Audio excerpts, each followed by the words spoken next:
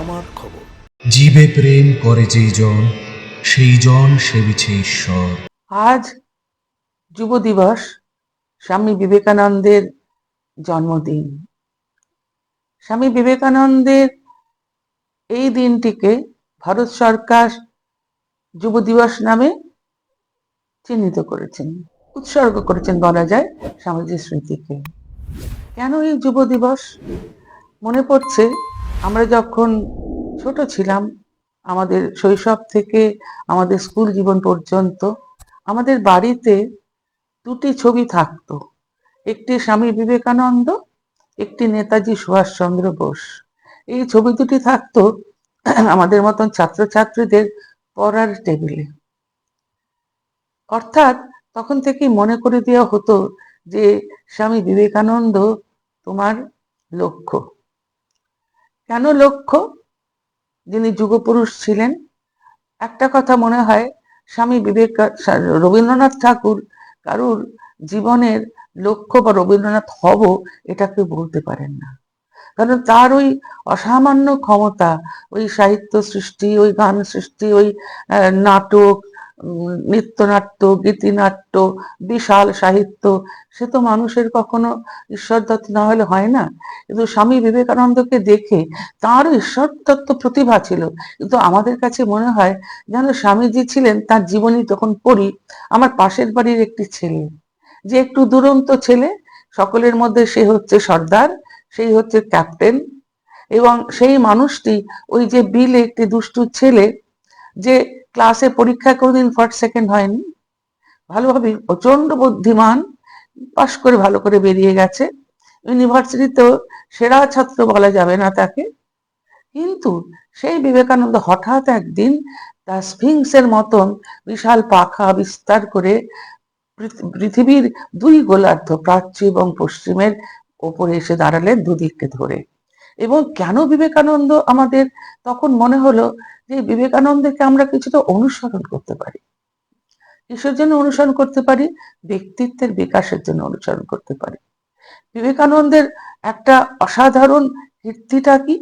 একটি কপোর্দক্ষিণ তরুণ, যার বয়স তখন 28-29, টাকা পয়সা নেই, সন্ন্যাসী, তিনি সকলের অলক্ষ্যে চলে গেলেন আমেরিকায়।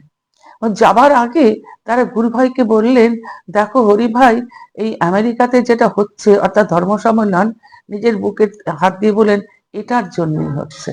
এবং সেখানে গিয়ে আমরা দেখি ওই একটি তরুণ শিকাগোর ধর্মসভায় দাঁড়িয়ে সারা পৃথিবীর মাঝে ভারতবর্ষ পরাজিত, বিজিত, প্রায় 300-400 বছর ধরে পরাধীন ভারতবর্ষের নাম এঁকে দিলেন পৃথিবীর বুকে এক অমৃতের দেশের অধিকারী বলে। এবং ফলটা কি হলো? তখন তখনও ভারতবর্ষের স্বাধীনতার আন্দোলন দাঁড়া বেঁধে ওঠেনি। তখনও ভারতবাসী নিজেকে একেবারে দলিত এবং তাদের কোনো ক্ষমতা নেই সেরকম মনে করছে। বিবেকানন্দ সেই ভারতবাসীর অসংখ্য তরুণের বুকে একটা বিশ্বাস এনে দিলেন যে আমিও পারি, আমরাও পারি, আমরা কোনো ছোট নই। এবং বিবেকানন্দর শিকাগো মিশনে বিশেষ ব্যাপারটা কি ছিল? সেখানে সর্বধর্ম সমন্বয়ের বাণীকে তিনি ছড়িয়ে দিলেন পৃথিবীর মানুষের কাছে। ওই শিকাগোতে দাঁড়িয়ে বললেন যে আমি খ্রিস্টানের গির্জায় যাব, আমি ইসলামের মসজিদে যাব, আমি বুদ্ধের সামনে নতজানু হব, আমি সব ধর্মকে স্বীকার করব। এবং সেই বাণী ছড়িয়ে দিলেন, যেটা স্বামী শ্রীরামকৃষ্ণ বলেছিলেন যে সব নদী গিয়ে সাগরে মেশে, সেই রকম সব ধর্ম গিয়ে একটা জায়গায় মিশছে। এই যে সর্বধর্ম সমন্বয়ের বাণী সারা পৃথিবীতে ছড়িয়ে দেওয়া, তিনি কখনো নিজেকে প্রচার করতে চাননি, কিন্তু তার ভেতরে যা ছিল তাতে তিনি বিখ্যাত হয়ে গেলেন তখন। এবং বলেছিলেন যে আমি কোনো শ্রীরামকৃষ্ণকে প্রচার করছি না, আমি হিন্দু ধর্ম বলে কিছু বলছি না।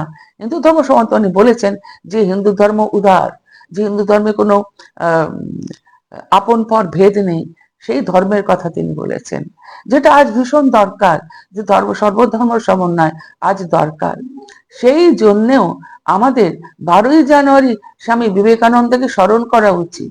শুধু ভোটের সময় বিভিন্ন দল তাকে ব্যবহার করে, তিনি ওই সময় ব্যবহারের জন্য না। তার এই বিশাল ব্যক্তিত্ব, তার এই মানুষকে তৈরি করা, তোমার মধ্যেই তিনি আছেন, তুমি জাগ্রত হও, দেশের মানুষকে ডাক দেওয়া যে তুমি উত্তিষ্ঠত জাগ্রত প্রাপ্য বাড়ান নিবোধতি, ভারতবর্ষের যুবকদের ডাক দেওয়া, তোমরা ওঠো জাগো, যতক্ষণ না লক্ষ্যে তুমি পৌঁছতে পারছো ততক্ষণ থেমো না। এই জন্যেই ভারতবর্ষের তরুণদের 124 বছর হয়ে গেল স্বামী বিবেকানন্দের প্রয়াণের পরও আজও কিন্তু যুব আইকন বলে আর কাউকে, যুব সমাজের প্রতিনিধি বলে আর কাউকে কিন্তু আমাদের চোখে লাগে না, মনে হয় না, পাইনি সেই চোখ, সেই দৃপ্ত ভঙ্গি, সেই নির্ভীক ভাব এবং আমাদের সকলকে অভয়দান স্বামী বিবেকানন্দ দিয়ে গেছেন। তাই আজ আমাদের প্রার্থনা যে আমাদের ভারতবর্ষে সমস্ত তরুণ স্বামী বিবেকানন্দের পথে চলে, এই যে সব মানুষকে ভালোবাসা, স্বামীজি যেটা বলেছেন, সকল মানুষকে সমান ভালোবাসা, নির্ভয় হওয়া, নিজের চরিত্রকে গঠন করা এবং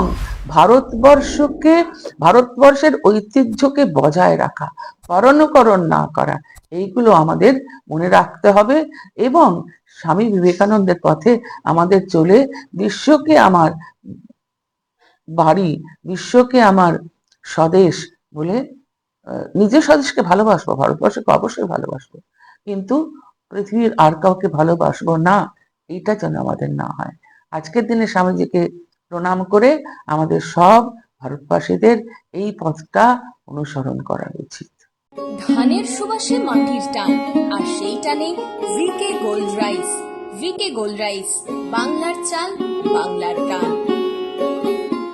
শান্তিনিকেতন গোয়ালপাড়া তালতর রোডে তৈরি হয়েছে অত্যাধুনিক পরিষেবা সম্পন্ন একটি ইংরেজি মাধ্যম স্কুল, স্কলেজ গুরুকুল শান্তিনিকেতন। স্কুলে রয়েছে smart classroom, activity based learning, NEET ও আইআইটি জেইই প্রস্তুতি, অলিম্পিয়াডের প্রস্তুতি, ইনডোর স্টেডিয়াম এবং ট্রেন্ড ফ্যাকাল্টিজ।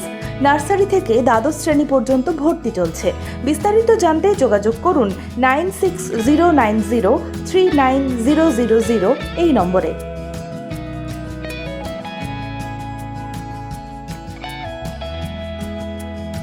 দেখতে চোখ রাখুন আমাদের ফেসবুক ও ইউটিউব চ্যানেলে।